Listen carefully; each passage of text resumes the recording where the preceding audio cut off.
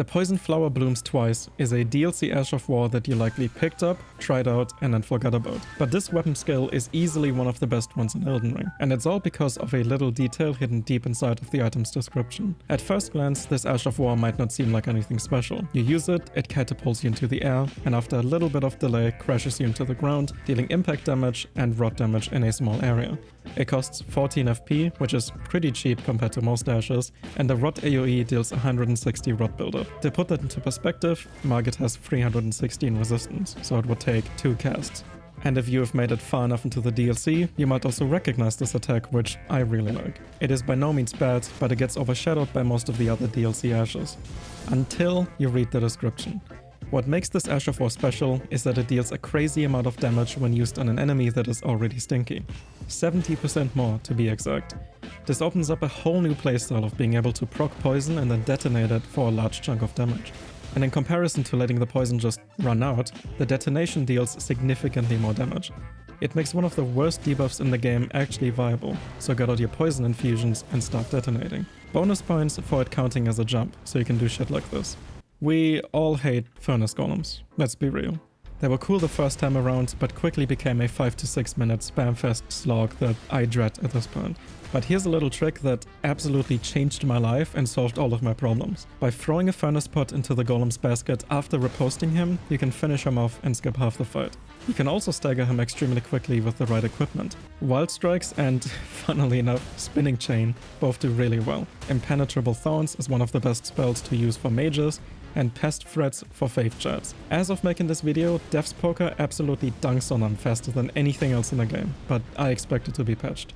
But until then, you can get the Ghost Flame weapon art as an Ash of War in the DLC now, and put it on non-magic weapons so you can still take them down in just a few casts, even if you don't go for intelligence.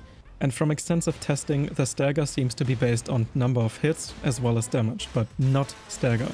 I mean, look at this, they have 300 poise, but it keeps resetting instantly after I hit them.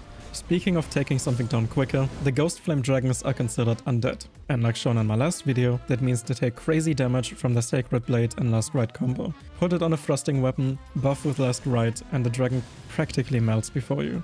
The same thing works on the and some of those annoying birds as well. But let's say you don't have a fitting weapon upgraded. What now?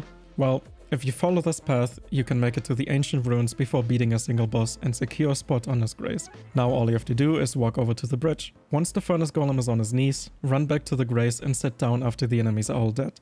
This way, you can respawn them inside of the same attack and spawn trap them, which is way faster than just repeating it. Rest again to respawn the enemies that you just spawn killed, and repeat for about 60,000 runes every 30 seconds with a Golden Horn Tenter or Fallfoot. It costs around 130,000 runes to buy enough materials to get a weapon fully upgraded, so you'll be able to have them ready in less than 2 minutes.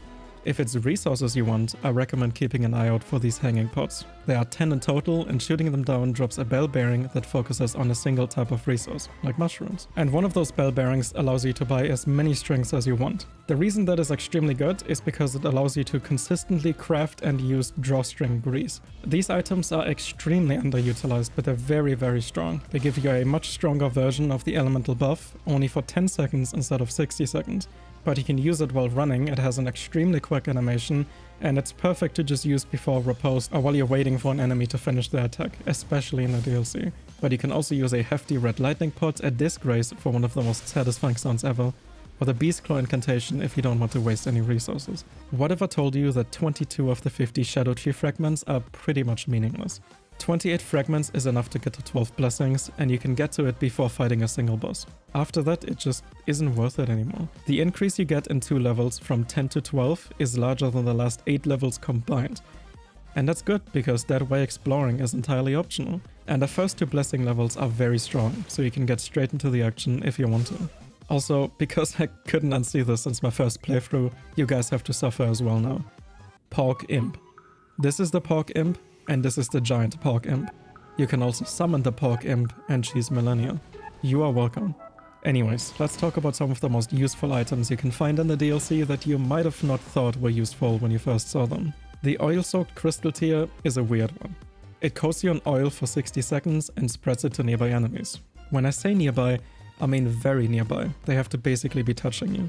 When coated in oil, the next hit of fire will do 20% more damage, which sounds kinda meh at first, but as long as you stay close, it will keep reapplying it. So now imagine using Catch Flame together with the oil tier and the flame crystal tier, and you have a pretty massive damage increase to an already very good spell. Shriek of Sorrow is another extremely good Ash of War that you can get very early on. It gives you a 40-second buff, and it is stronger the lower your health is. Below 30%, it gives you a 27% buff, which is one of the biggest buffs in the game. But even at full health or 80%, you still get a pretty respectable buff. If you want to be crazy, you can use Seppuku to lower your health before a boss fight, use the buff, heal or sit at a grace, and go into the boss fight with a nearly 30% damage buff for at least 30 seconds. It's also considered a weapon buff, which means it stacks with Golden Vow and Flame Grant Me Strength. No reason to not use it in literally any build. If you don't know what Ash of War to put on your weapon, then just put this one on. If you come across an Iris of Grace or Occultation, keep it. Don't let Marika put it in your eye. There are 2 NPC quests in the DLC that require a decision at the end. You either give them the Iris of Grace to save them, or literally take their light by giving them the other one so you can loot them. I know, it's brutal. I don't know why the Grace one exists either. There are 2 of each, so you can go both boring and both loot, which is nice. Most of them can be found in the Shadow Keep, but one of them is in the Fort of Reprimand, so have at it. I think I know what most of the people in the community will do with these. And lastly, as you probably have noticed by now, jumping is extremely useful in the DLC. I'm not going to spoil any of the bosses, but there's pretty much 1 or 2 attacks in every single fight that can be jumped. And the Furnace Golems are pretty much the perfect example for FromSoft wanting you to jump, because without jumping they are just complete agony. So how about you jump over to this video to learn some more extremely useful mechanics.